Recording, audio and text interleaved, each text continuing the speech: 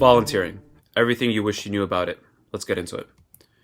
So, volunteering demonstrates compassion, commitment to service, and strong why medicine story. If you're applying to a BSMD program or as a pre-med applicant saying you want to become a doctor, you need to showcase altruism. And the one activity that showcases that is going to be volunteering. So you probably know that this is important. Top programs expect meaningful long-term volunteering, right? It's, one of the biggest things that I see people get caught up in is how many hours of volunteering should I have? And it's a lot less about the hours. It's a lot more about what you do, right? Quality over quantity. That's what really matters. You can do 100 or 200 less hours than the average. But if you do it in something that's really meaningful and you've actually done something and learned something, that matters a lot more. BSMD programs value students that can connect with patients and underserved communities. This is a very particular quirk of BSMD programs that they want.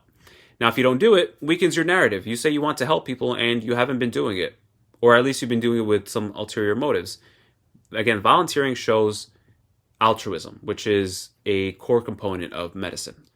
And it makes you less competitive, frankly speaking, if you don't have volunteering. Now, to be quite honest, volunteering does not move the needle as much as some of the other activities that I talked about, like your research, your capstone projects, all of that, but it's still an important component. It's still part of the recipe. All right, so volunteering, you definitely know what that is, but in case, so I don't lose some of the people here who might be just learning about this, it's the act of providing time and service to a cause or organization without financial compensation, with the goal of making a positive impact on individuals or communities. Again, very altruistic. So as a pre-med or BSMD applicant, your volunteering should demonstrate compassion, leadership, and commitment to service. Yes. Provide meaningful experiences related to healthcare, patient care, social impact. Again, we're not just doing any old kind of volunteering, but they have to be related to healthcare, patient care, something related to what you want to do. Showcase long-term dedication. You want to do this for a long time, but it's not just about racking up hours in different activities. So there are 4 different types of volunteering you want to keep in mind. The first is clinical volunteering, where there's actual direct interaction with patients. So this is like working in a hospice, a free clinic, or a hospital patient transport. Community health and public service. So this could include organizing a free healthcare screening event, finding somebody has hypertension or diabetes, or working at a food bank. Medical volunteering abroad. And we say, ethical programs only. There are some issues around volunteering abroad, but there are many credible sources. You can look it up online, but this is great for people who want to get that global health experience. Volunteering with NGOs that focus on sustainable medical aid, for example. And finally, leadership-based volunteering. So this is like where you actually start an initiative instead of joining one, starting a healthcare advocacy club, leading a mental health campaign, whatever that is, okay? So how are you going to implement this is, first of all, going back to the narrative, going back to your niche, identify what is of interest to you, because then that can determine what kind of volunteering you could get involved with.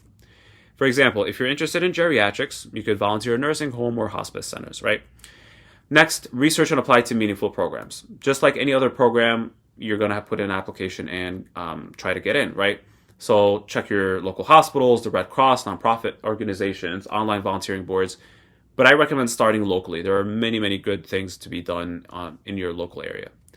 Cold email organizations ask about opportunities. For a lot of the things I talk about, the cold email, the cold call is always an option, and I recommend it on top of what you're doing normally.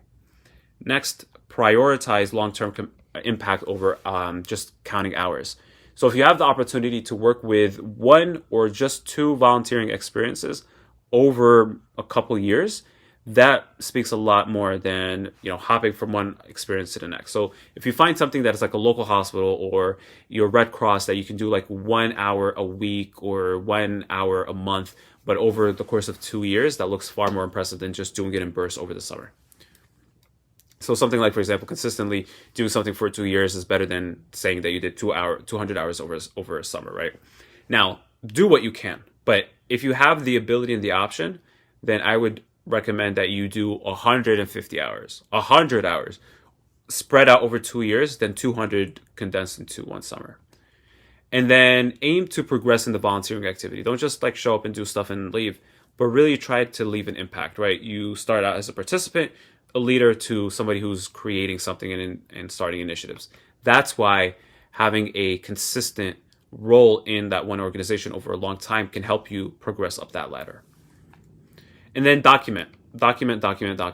everything you write about, or rather everything that you experience and do, if it's something that is meaningful, good or bad, write about it so that you can save that and look and refer back to it when you're writing your applications, because again, it's fodder for your essays.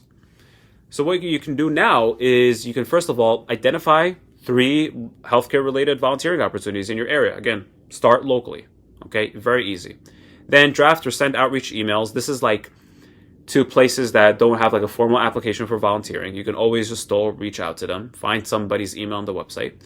Then commit to a schedule, work it out. If it's like an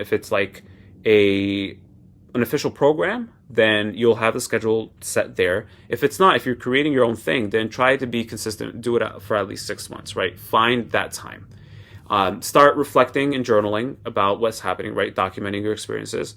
And then finally, look for ways to gain leadership positions within that organization. And the leadership position doesn't have to be like a formal position. You need to like a title to it. But it's just like having more of autonomy in the organization and what you're doing, and having more responsibilities to do more things, right? Maybe 1 year you're a member, maybe the next year you're actually helping recruit members, right? And then the next year after that, you're building out the program. Like, do something where you're learning and stacking up skills.